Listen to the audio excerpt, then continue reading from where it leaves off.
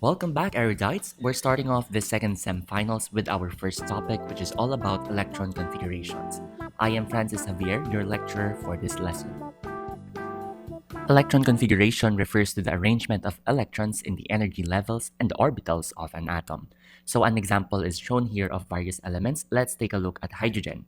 Hydrogen has an electron configuration of 1s1. So yung numbers, like yung sa unahan na 1, that is called an energy level, while the letters or the s, p, d, and f are called orbitals. And the superscript numbers or the exponent tells you the number of electrons. So in 1s1, meaning that there is one electron in the s orbital. So what is an energy level? So energy levels are sometimes called as shells. So they are numbered as n equals 1, 2, 3, 4, and so on. So yung lower energy levels, they are closer to the nucleus. And yung higher energy levels are farther away. So ibig sabihin kapag mas malapit or n equals 1, mas mababa yung energy level niya. So each energy level contains one or more orbitals. As shown in the image here, energy level 1 only has an s orbital, while energy level 2 has an s and p. Energy level 3 has spd orbitals, and energy level 4 has spdf orbitals. Now, what exactly is an orbital? An orbital is a region inside an energy level where an electron is most likely to be found. So we have different types of orbitals and they contain varying amounts of electrons inside them. So think of an orbital as boxes that contain a maximum of 2 electrons. So makikita nyo dyan sa image to the left or the figures to the left, S orbital is only a 1 box, P has 3 boxes, D has 5, and F has 7. So sinasabi dito na each box can contain a max of 2. Yun yung arrows natin. That is an electron. So if you were to calculate the max amounts of electrons per orbitals, you will see that S has a max of 2, P has 6, D has 10, and F has 14 maximum electrons. Before writing the electron configuration, we must also know the different rules in writing. First is the Aufbau principle. So sinasabi niya na electrons fill the lowest energy orbital first. So the order of filling is 1s, 2s, 2p, 3s, 3p, 4s, 3d, 4p, 5s, and so on. So S, P, D, and F. Next natin is the Pauli exclusion principle, which states that each orbital can hold a maximum of 2 electrons with opposite spins. Opposite spins meaning hindi dapat mag-same direction ang arrows natin. So as you can see, same direction upward is wrong, same direction down is also wrong, but yung opposite spin natin is the correct way to write one. Last is the Hund's rule. So electrons occupy orbitals singly before pairing up. So sa left image natin, makikita nyo na nag-pair up na yung electrons before pa mapuno yung isang box. So ang tamang gawin is dapat malagyan muna ng electrons per box before ito mag-pair up.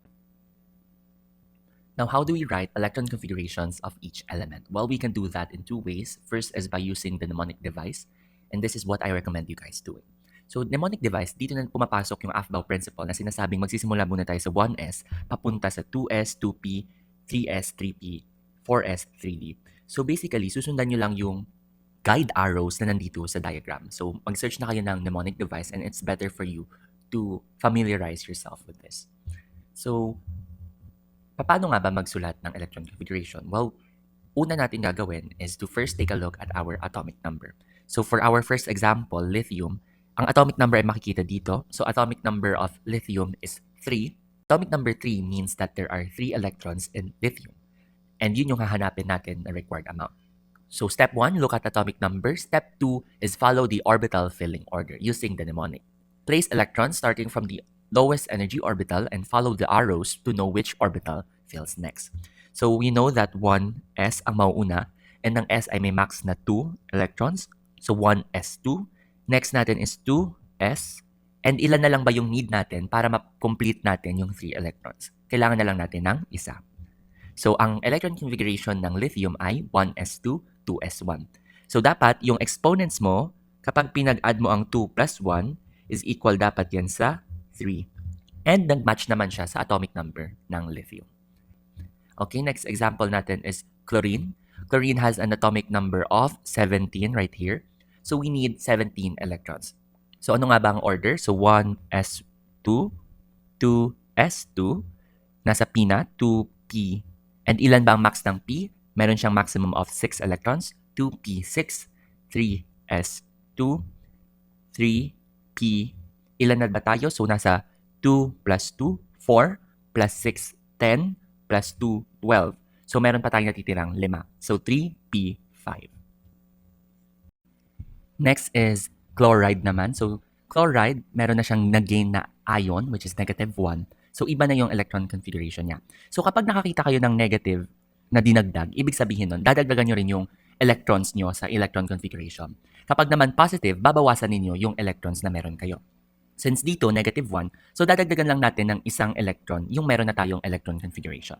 So, ibig sabihin, this element has now 18 electrons. So, 1s2, 2s2, 2p6, 3s2, and instead of 3p5, since negative 1, nagdagdag pa tayo ng isa pang electron, 3p6. So again, kapag negative yung ion na dinagdag, magdadagdag ka rin ng kung ilan yung electrons doon sa negative na yun. Since negative 1, so isa lang yung idadagdag mo. Next natin is Mg, magnesium. Since wala naman tayong charge dito, we will just continue using the atomic number 12. Atomic number 12, 12 electrons. So 1s2, 2s2, 2p6, 3s2. So pag inad ninyo, 2 plus 2, 4 plus 6, 10 plus 2, 12. So na-reach na natin yung atomic number niya, which is 12. Now we have Mg2+. So ibig sabihin, nagkaroon na siya ng charge na cation, which is positive, and positive 2. So meaning, magbabawas na tayo ng 2. Kapag nakakita kayo ng positive charge, bawas yon. Kapag negative charge, dagdag. So ilan na yung babawasan natin? 2. So it means na 10 electrons na lang yung need nating ma-reach. Pero paano natin siya isusulat? So 1s2, 2s2, 2p6, and hindi natin i-leave blank yung 3s. Ang gagawin natin ay 3s0. Electron configuration can be long and repetitive. That is why noble gas configuration can help us shorten it. So, paano nga ba ito ginagamit? So, una, dapat kabisado mo or alam mo yung list of noble gases, which are helium, neon, argon, krypton, xenon, and so on. So, meron na silang set amount of electrons or the atomic number na makikita ninyo dito. Paano natin siya gagamitin? So, example, Na11. So, atomic number 11, electron also is 11. So, 1s2, 2s2, 2p6, 3s1. So, pag inad nyo yan, dapat 11 lahat ng electrons, which is tama naman.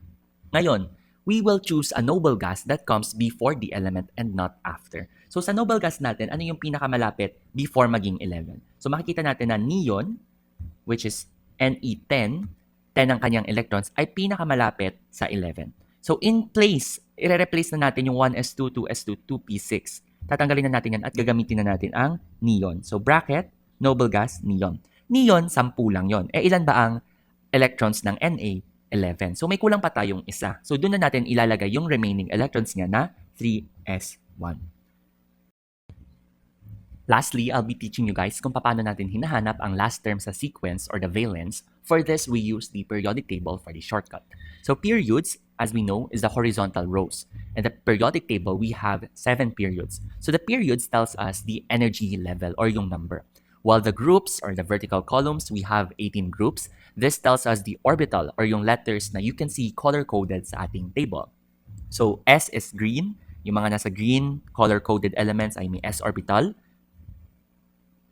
Blue is for p orbitals. D is pink, and F is lilac. So, for example, hahanapin natin ang magnesium. We can see that magnesium is right here. Period 3 and the part of the S orbital since color green ang kanyang coding. So, ibig sabihin, period 3 that magnesium has an energy level of 3. And ano nga ba ang kanyang color coding? Saan siya nagko-correspond na orbital? 3s. Now, paano natin malalaman kung pang ilang electrons siya? So, bibilangin ninyo from left to right sa kanyang orbital. So, dahil ang Na ay 1 at ang Mg ay 2, so, ang kanyang number of electrons ay 3s2.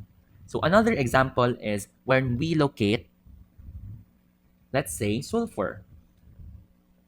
Ang sulfur ay nasa period number 3. At ang kanyang orbital ay color-coded na blue, which is p orbital. So, makikita nyo, p. So, 3p. Ngayon, ano ang kanyang electron number? So, bibilangin ninyo siya from its orbital, from left to right. So, start tayo sa p orbitals na 1, 2, 3, 4.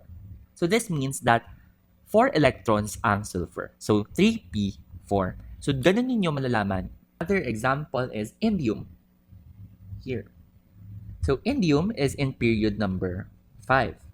And anong kanyang orbital?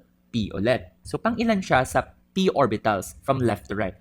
So, ang indium ay nasa first column. So, nasa 1 electron lang ang indium. So, 5p1. So, yun yung ibig sabihin ng mga to, yun yung mga last term sa sequence ng electron configuration nila.